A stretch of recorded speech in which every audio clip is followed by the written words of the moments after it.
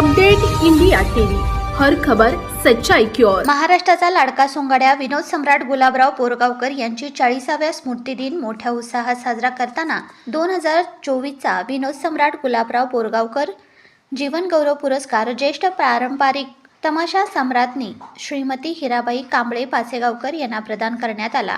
लोकराज्य विद्या foundation Uran Islampur यांच्या वतीने महाराष्ट्राचा अजोड सोंगाड्या विनोद सम्राट गुलाबराव बोरगावकर यांचा 40वा स्मृतिदिन साजरा करण्यात आला।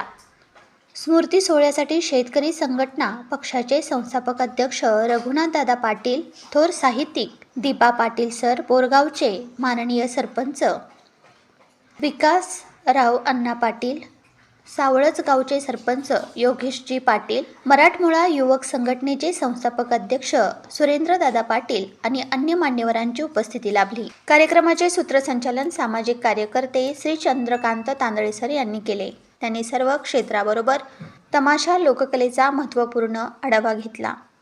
तमाशा अभ्यासक डॉक्टर पार्लेकर सरांनी पारंपरिक तमाशा लोककला आणि विनोद सम्राट गुलाबराव बोरगावकर यांचा कला जीवन प्रवास आणि तमाशा सम्राज्ञी श्रीमती हिराबाई कांबळे पाचेगावकर यांनी पारंपरिक तमाशा कलेसाठी दिलेल्या योगदानाची माहिती अगदी अभ्यासपूर्ण शब्दशैलीत कथन केली।